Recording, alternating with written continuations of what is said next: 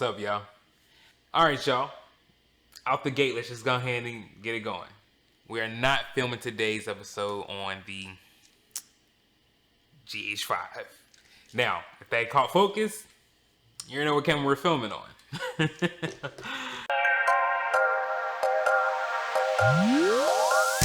And no intro today. This is gonna be a long video. And because it's gonna be a long video, I made sure I brought my notes this time. So we're gonna be using the Galaxy Note 20 Ultra for the notes. And I made sure I brought my apple juice. In today's video, we are literally discussing my first impressions of the Fuji Xt4. Shout out to Zach Mayfield. I'm digging the Fuji juice. So in today's video, I wanna let you guys know everything that we're gonna be discussing so you can just kind of like know where we're gonna be at. And if I figure out how to do it, I'll make sure I like put like the timetable stuff so you can just like click on the sections or whatever, right? So we're gonna talk about the autofocus, make sure I provide samples, everything I'm talking about. How it's been used on professional jobs.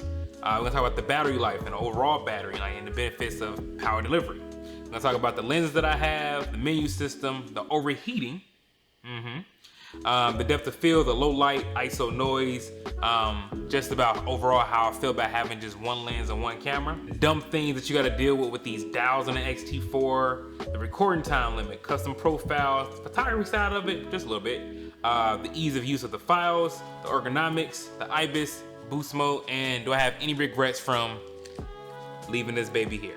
So with that being said, let's talk about the very first thing that has drawn me and has fundamentally changed the way I shoot with cameras, and that's the autofocus. Sip of the apple juice first. Well, Fuji juice? Ooh.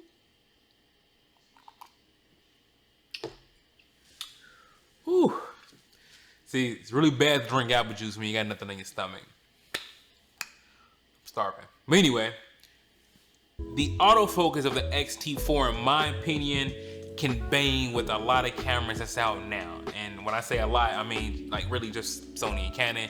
Panasonic's not even in that discussion, okay? Especially after what they just did with Panasonic S5, they are not in the discussion, period. We're not even talking about the S5 at all this year. Coming from the GH5 with contrast-based autofocus in comparison to something like phase-tech autofocus that you're getting on the Xt4, B-roll stuff has been simplified for me.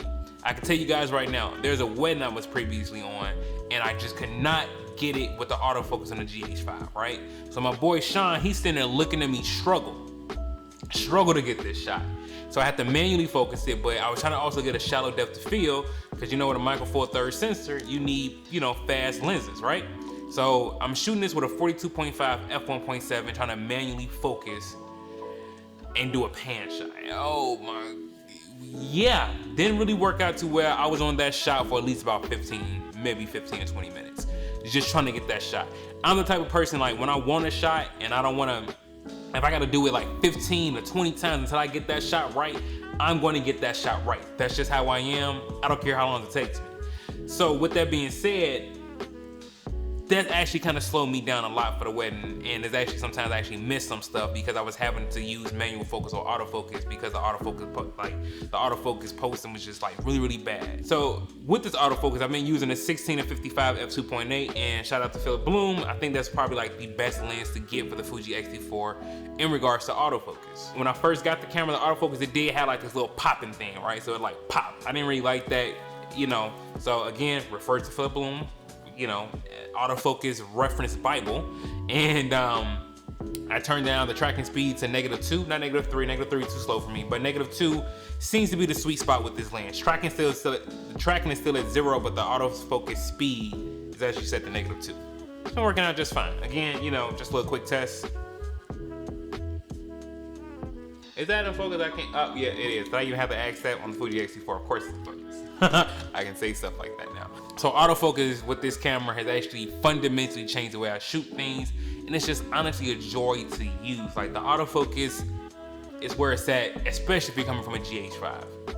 Moving along, professional jobs. Now we've kind of touched that a little bit with the autofocus, but yes, I've actually used the Fuji Xt4 on professional jobs, and I trust the autofocus enough, just like I'm doing face and eye tracking right now, and it's, I mean, like it's on point.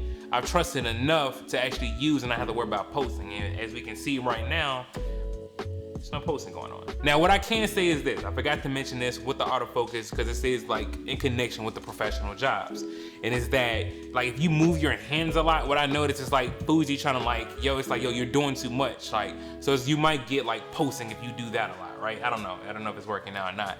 But I have noticed like if you move like suddenly and you do like a lot of this, sometimes the autofocus have a hard time because I guess you like blocking your face and having a hard time reading it, but nonetheless, that's what happens.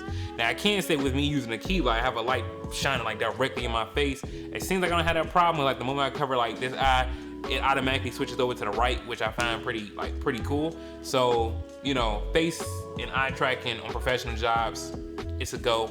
I even recommend it. Now, let's talk about battery life. Now, here's the thing. I am judging this. Apple juice break. Whew. Apple juice strong. All right, now keep in mind, I did use third-party batteries coming from the GH5. I only had one, what's the word, like stock battery in the GH5, and even then that was going bad. So going to the battery life for the Fuji Xt4 is actually like out of this world. Like, I'm gonna be real with y'all. I've actually used this camera for a whole wedding, right?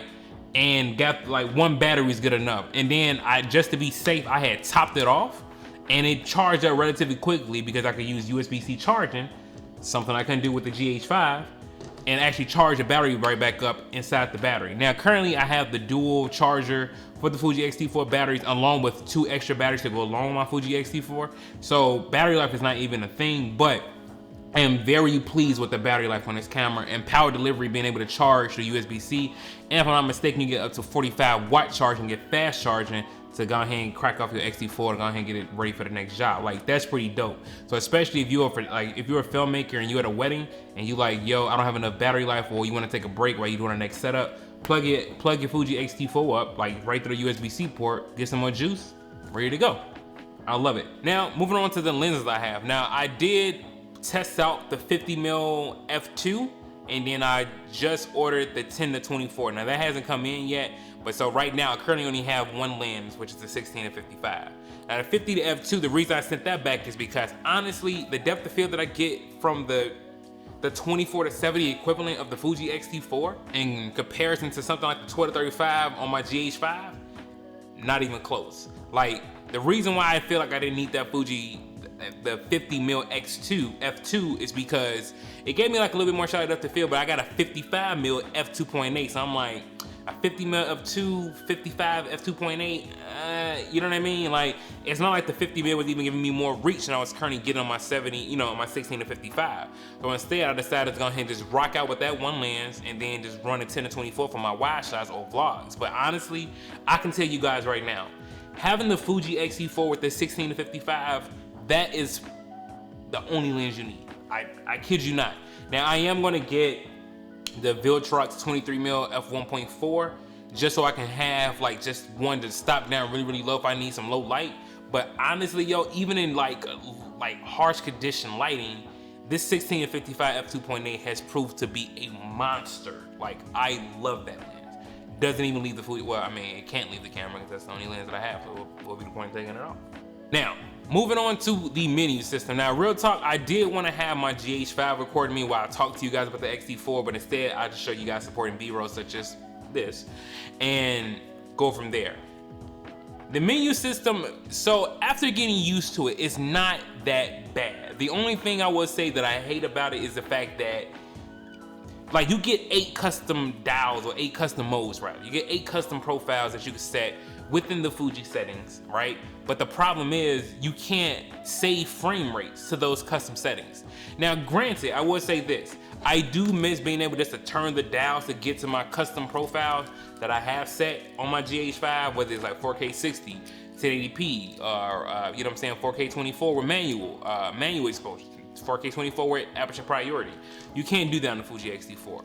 You are, you know, pretty much stuck with what you get. The only thing that you can change in the menu system is white balance and like your like your color profiles. If you want to change like a Turner, bleach bypass, or F-log or whatever, which we're currently filming on F-log, you could do that. But even still, to even get to F-log, though, you actually gotta go back into the menu system to change it. So what I've noticed about the menu system is that you have to like actually go in there a lot to do like even small changes that I feel are small.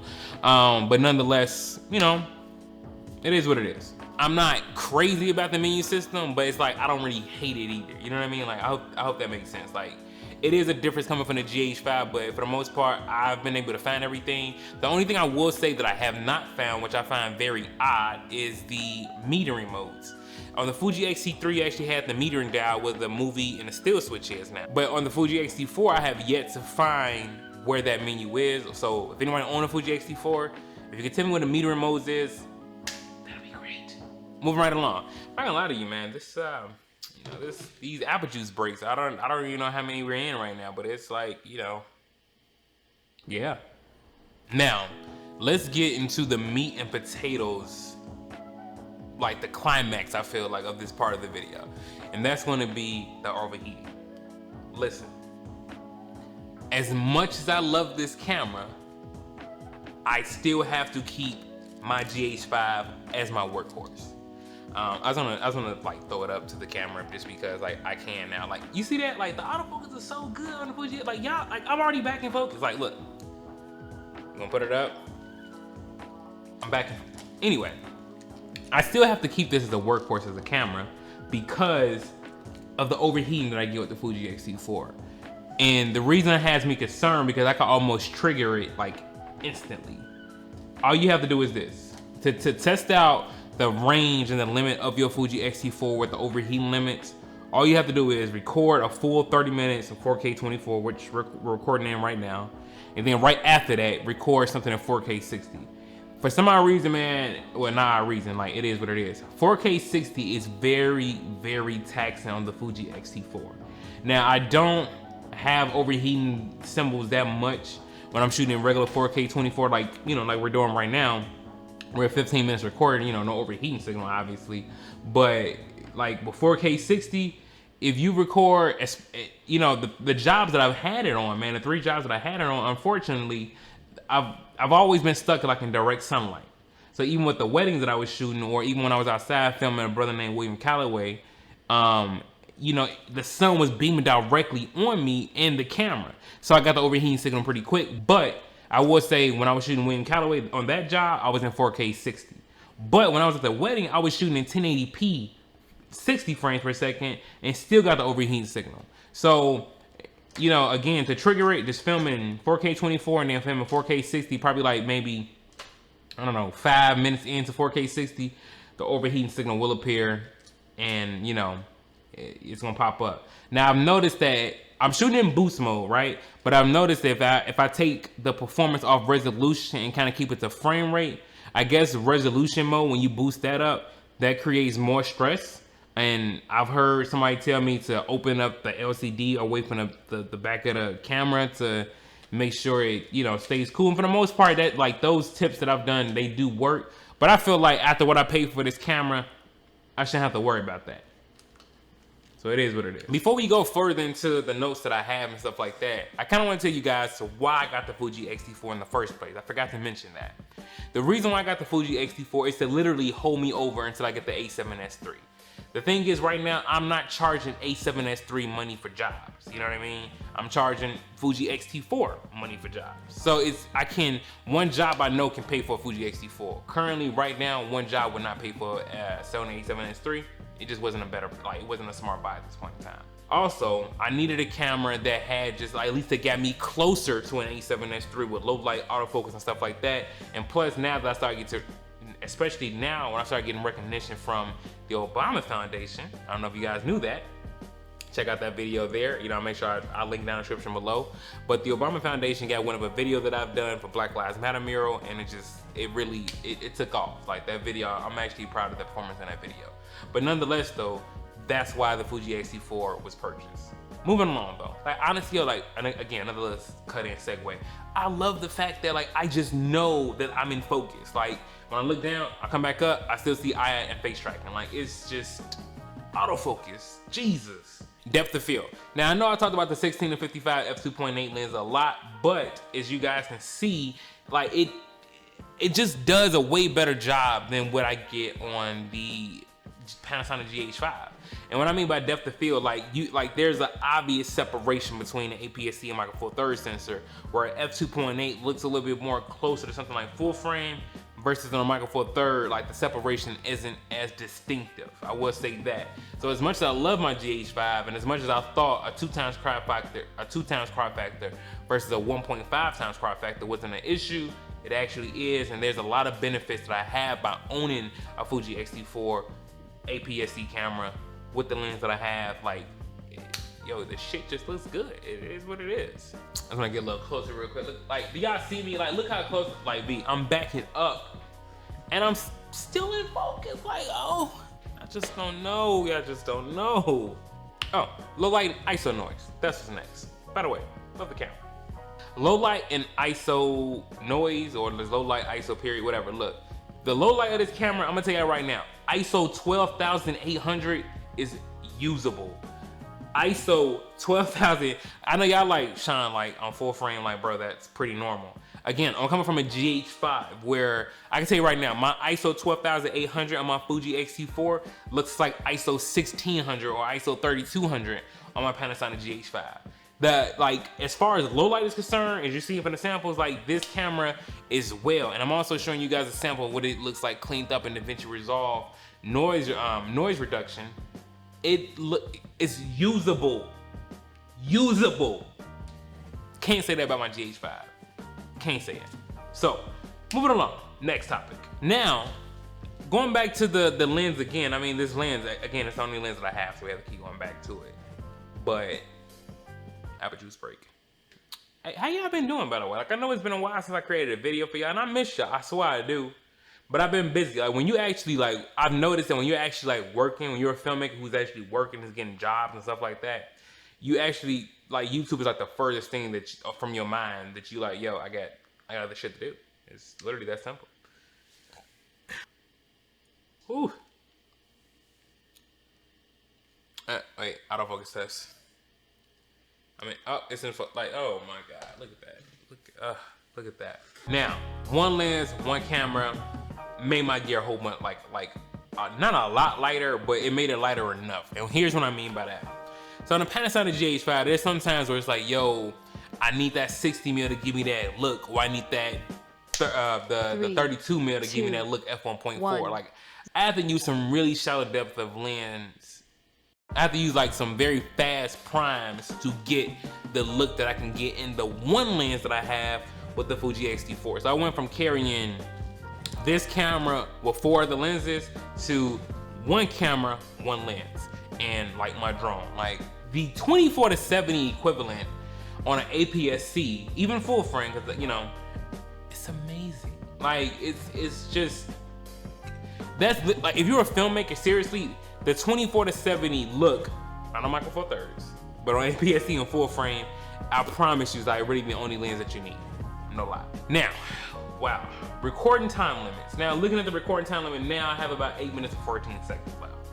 That means I gotta stop the recording on my H4 Ram Pro, redo the audio sync. I'm not a fan of recording time limits. Like, coming from the GH5, where I didn't have to worry about overheating, where I didn't have to worry about record time limits, like, there's a lot of things I miss about my GH5. I'm not gonna lie to you. So the recording time limit is dumb. Like, I don't care if they have it on 4K 60 or even, like, you know, 120 for whatever reason. But on 4K 24, there should not be a recording time limit in 2020. That's just unacceptable. So now I have to make my GH5 my workhorse, and I can't use my Xt4 for long interviews. There's already been cases where the Fuji Xt4 would not benefit me, and I had to use my GH5, right? Because my GH5 can record for an hour, hour 20, hour 30, no problems, and be good. If I use a Fuji Xt4, not only do I have to worry about overheating, I actually got to stop the record. Now, there's a workaround for this. Shout out to my boy Sean. Whereas then I could just have the GH5 for a B cam, and when I need to stop and then restart the recording on the Fuji Xt4, I could just switch to the angle of the GH5 and then go right back to the Xt4 when it's back on. But still, coming from a G85 and a GH5 when neither one of those had record limits, it's kind of disappointing. Custom profiles. Again, we kind of touched on it a little bit already. You can't set custom frame rates at Fuji. Please fix that. Now for the photography side. Now I've done like a little mini shoot with my wife using one light, just a one light source. We took some pictures, and again, the photos that I get from the Xt4, like as far as even how they look, as far as even when I raise the shadows in comparison to something like the GH5, I don't get nearly as much noise. Like honestly, yo, using photos at ISO 5000, 6000, like that's usable. In which I can't say that that was the case for the Fuji Xt4. I mean, for the Panasonic GH5. Now I am using Capture One when I edit these photos as well. And like honestly, like straight out of camera, like this is the first time when I took a picture straight out of camera and I didn't need to do nothing extra to it. Like, yeah. Photography side, Fuji got it. Like that's their home. Now let's go to files ease of use. Now I remember when I told you guys in the last video that I made about the Fuji Xt4, when I compared it to the GH5, that the files were easy to use. But in all fairness, that wasn't with me using the Fuji Xt4 the way that I do now. So I've been using the Fuji Xt4 with a V90 SD card, and I've been shooting pretty much 200 megabits per second, 10-bit, and I've been bouncing around between Eterna and F-Log. By the way, Eterna, like I didn't see what the big hype was before, but I get it. Like Eterna is actually like fire. Like I could deliver that to a client without making any major tweaks. Like Eterna is the truth. So but as far as like ease of use with the files and whatnot, I have noticed since I am editing H.265 files now, it's a little bit harder. It's a lot taxing. It's a lot more taxing than I was getting with the H.264 files come from my GH5. But it's still great. I don't typically make proxies, but I may start having to now since I have the Fuji Xt4 with DaVinci Resolve, and even with 32 gigabytes of RAM, I may still have to do that. So if you're considering going to the Xt4 from the GH5, you want to shoot 10-bit everything, that's just something to keep in mind. Now, ergonomics. Now, I'm gonna be real with you. For the 16 to 55 lens in regards to the Fuji Xt4, I'm not crazy about the ergonomics because like I always feel like the Fuji Xt4 is about to slip on my hands, and it's just not that comfortable to hold when you are doing certain things like even handheld shots. So I don't think you need a battery grip, but I will say that's just something to keep in mind, especially with the 1655 lens. It will feel like you kind of slip out your hands. I do prefer again, because I got the autofocus, I do prefer the ergonomics of the GH5, like easily. Ibis. So we got two more, and then we could talk about any regrets. So Ibis. Ibis is actually really good on the Fuji Xt4, especially when I turn on Ibis Boost. Now the last time I did the Ibis test against the GH5, I didn't have on Ibis Boost, but now like Ibis, I would say it is comparable to the GH5. No problems at all. I rock with it. Now boost mode. Again, boost mode is pretty self-explanatory. It boosts the performance of the camera, and if you want the best autofocus, you need to be in boost mode. So in long story short, if you get a Fuji Xt4, instantly put your camera in boost mode. I mean, we covered a lot here for the first impression, to be real. Do I have any regrets? Like being from Team Panasonic to Team Fuji now? Yes and no. So the thing is, I miss the worry-free usability I got with the GH5, right? I didn't have to worry about overheating. I didn't have to worry about record limits. The files that I used to edit from the GH5 were like pretty good. I mean, the GH5 is still like a beast of a camera.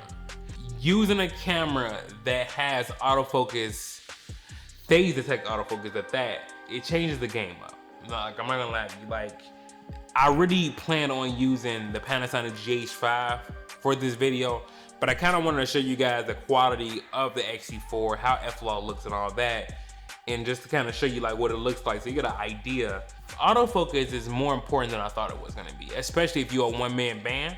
So I can't really recommend a camera now that has contrast-based autofocus. When I was talking to my boy Wallace, shout out to my boy Wallace, he was talking about get the Panasonic S1. I couldn't recommend it to him because seeing what phase detect can do, man, like, yo, I can't, there's no way I could use the camera like a Panasonic S5. There's just no way. So, do I have any regrets? No. I think the Fuji Xt4 is a perfect camera to hold me over until I get the A7S3. I do hate the fact that you have time limits and there's the overheating issue. Like, I'm gonna be real with y'all. Like, if you got this camera to shoot in 4K 60 specifically for long periods of time, this is not the camera for you. But if it's like more like a B-roll camera, then okay. But you know, I don't have any regrets about the Fuji Xt4. So I love this camera. I was wrong when I said that it's not like a huge upgrade coming from a Panasonic GH5. In actuality, it is. It is a huge upgrade coming from the Panasonic GH5, even with something like the SD card slot door. Like, the SD card slot door is way better on the Fuji Xt4 than it is the GH5. I mean, look at my SD card door. Like, it's pretty beat to hell. I mean, you can see that. So, yeah, the Fuji Xt4 is the best APS-C camera that you can buy. It's your boy Sean Brooks. Signing out, man. Deuces.